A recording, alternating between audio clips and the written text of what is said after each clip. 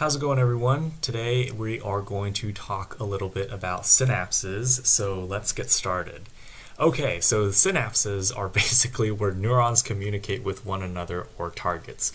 One of the most well-known synapses is the neuromuscular junction, which is actually a chemical synapse between the motor neurons and the skeletal muscles, and the chemical that we're using is acetylcholine. So let's take a look at this very unique chemical synapse. Well, first of all, we have our friend, the action potential that arrives from the axon, and it spreads out just a little bit across this axon terminal over here. The Na channels, so the sodium channels, end up opening and depolarization occurs, and this depolarization causes the voltage-gated calcium channels to open. When the calcium channels open, the calcium ends up flowing into the cell.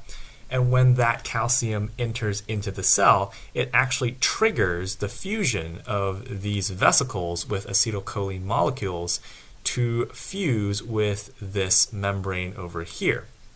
And as the acetylcholine vesicles fuse with the presynaptic membrane, the acetylcholine is going to be released and it diffuses into the synaptic cleft. So the synaptic cleft is just this little space over here, and the acetylcholine diffuses into this space.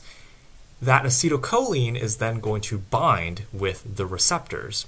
So it's going to end up binding to these little receptors over here that kind of look like teeth, but they're ion channels. So they bind to these receptors, and basically they open the cation channels in these receptors to allow for sodium to flow in. So by opening the cations and depolarizing the postsynaptic membrane, we're essentially spreading the original action potential from the presynaptic cell to the postsynaptic cell. And then eventually the acetylcholine is going to be kind of broken down by this enzyme called acetylcholinesterase, and these components are going to be reuptaken into the presynaptic cell where they're going to be recycled. So that's essentially what happens at the synaptic cleft. So if we look at the synapses themselves, we can break them down into two main categories. The first one being excitatory and the second being inhibitory. So the excitatory synapse causes depolarization in the following cell. So it causes depolarization. The inhibitory synapse causes hyperpolarization in the postsynapse. And we can shorten them into EPSP and IPSP as shown here. Now what's really fascinating is that those synapses, those action potentials, are actually going to end up being totaled, and they can be totaled both spatially or temporally.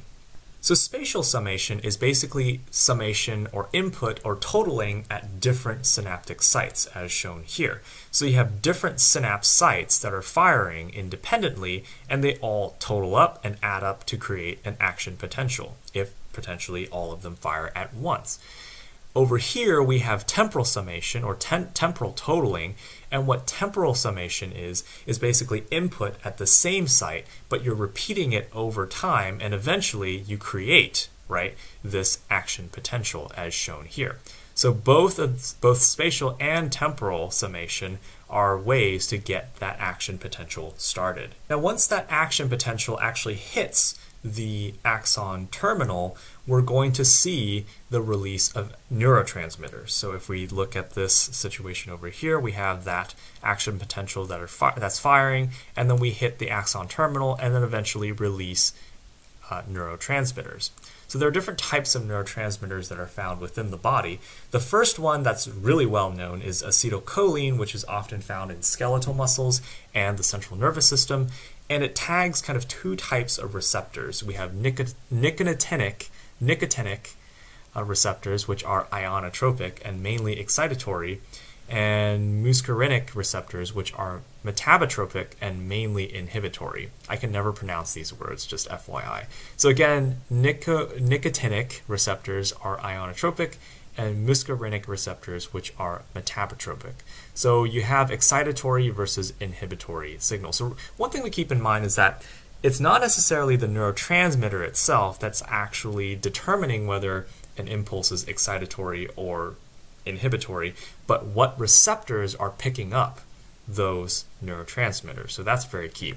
We also have things such as glutamate, which is excitatory, mostly in the central nervous system, and it tags kind of two different types of receptors. We have NMDA as well as AMPA. There are also other types of neurotransmitters like glycine, adenosine, and GABA, which have sort of inhibitory overall effects. We also have other types of neurotransmitters such as monoamines, as well as more of the protein peptide type of neurotransmitter. So there you go. Neurotransmitters. Obviously, we can't talk about neurotransmitters without talking about drugs, so we'll just talk really briefly about drugs.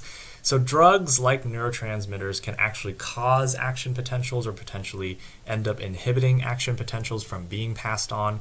There are two main categories of drugs. We have the agonists, which basically mimic the neurotransmitters and cause the effect of the neurotransmitter after binding to that receptor. And an example of an agonist is actually morphine, which binds to the endorphin receptor.